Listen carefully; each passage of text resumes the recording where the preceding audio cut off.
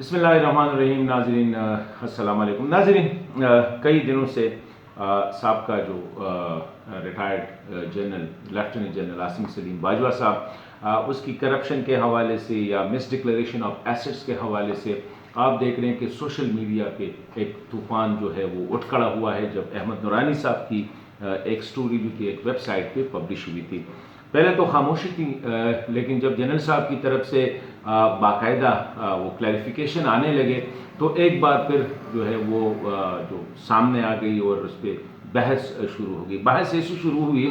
کہ نہ صرف سوشل میڈیا پہ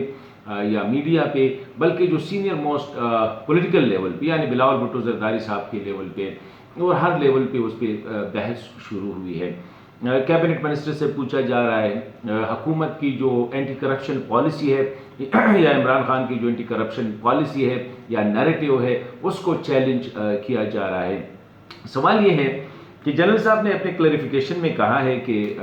میری بیوی میں نے جو ایسٹس ڈکلیئر کیے ہیں اس سے پہلے میری بیوی نے جو امریکن کمپنیز میں جو ان کے بھائیوں کے ہیں ان میں جو انویسٹمنٹ کی ہے وہ ڈس انویسٹمنٹ ہو گئی ہے، مطلب اس نے اپنے آپ کو ان کمپنیوں سے علیحدہ کیا ہے. لیکن ابھی سوال یہ ہے کہ علیحدہ تو کیا ہے، تو کیا اس نے اپنی ڈکلیریشن میں وہ جو پیسے ان کی بیوی کے نام، کیونکہ یہ جو 70-80 ملین ڈالرز کی جو کمپنی بن گئی تھی انیشیلی تو ان کا انویسٹمنٹ ڈیفینیٹلی اس میں 19,000 پلس ڈالر تھا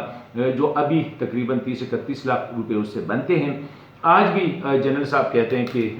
وہ جو ہے 30-31 لاکھ ہیں.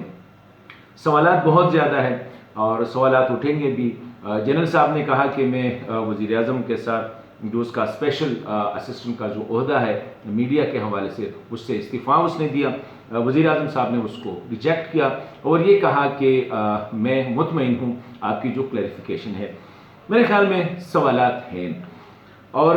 ان سوالات کے پیچھے یا جنرل صاحب کی جو کہانی ہے اس کے پیچھے جو ادارہ ٹارگٹ ہو رہا ہے وہ پاکستان آرمی ہے. میں سمجھتا ہوں کہ پاکستان آرمی کو بھی اس حوالے سے تو خیر کوئی کلیریفیکیشن بنتی نہیں ہے، یہ بھی ایسے ہیں، لیکن یہ ہے کہ پاکستان آرمی کو بدنام کرنا یا پورے انسٹیٹیوشن کو بدنام کرنا یہ غلط ہے. اداروں میں ہر قسم کے لوگ ہوتے ہیں. جنرل صاحب نے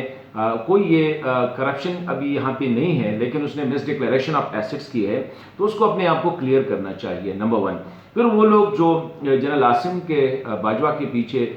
چھپ کے اور ادارے پہ یا انسٹیٹیوشنز پہ جو وار کرتے ہیں یہ بھی غلط بات ہے. عمران خان صاحب کو میرے خیال میں اس طرح کرنے کے بجائے اس کو یہ کہنا چاہیے تھا کہ جنرل صاحب اپنے آپ کو کلیئر کرے، کیونکہ جنرل صاحب کا جو کیس ہے وہ جسٹس قاضی فائز عیسیٰ صاحب کی کیس کے ساتھ اس کا موازنہ کیا جا رہا ہے اور ڈیفینیٹلی بنتی بھی ہے. اسی طرح ان کے بچوں کے حوالے سے،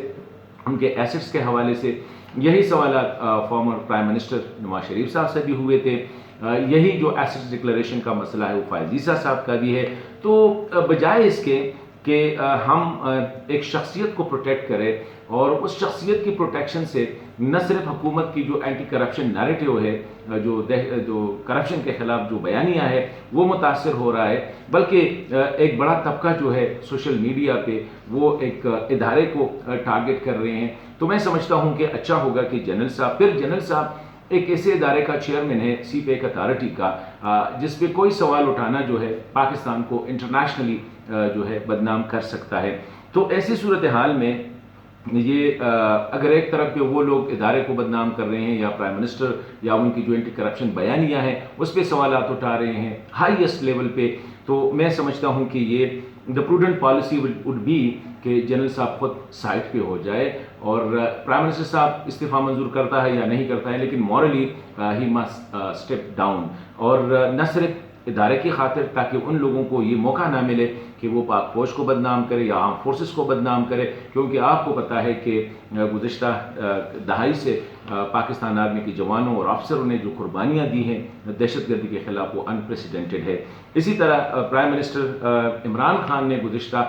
16 سال سے کرپشن کے خلاف جو ایک بیانیہ ڈیولپ کیا ہے، ایک نئی ڈیفینیشن سامنے لائی ہے، اگر ایک کیس کی وجہ سے وہ متاثر ہوتا ہے تو میرے خیال میں یہ پروڈنٹ پالیسی نہیں ہوگی پاکستان تحریک انصاف کے لیے۔ اور اس طرح سی پیک اتھارٹی کے بھی تو سوالات یہ بھی اٹھ رہے ہیں کہ چائنیز صدر کا جو وزٹ ہے وہ بھی اسی وجہ سے پوسٹ پون ہوا ہے کہ سی پیک اتھارٹی کا جو چیئرمین ہے اس پہ سوالات اٹھ رہے ہیں۔ تو ان سوالات سے بچنے کے لیے میں سمجھتا ہوں کہ افراد اہم نہیں ہوتے، ادارے اہم ہوتے ہیں، ملک اہم ہوتے ہیں۔ افراد کو بھی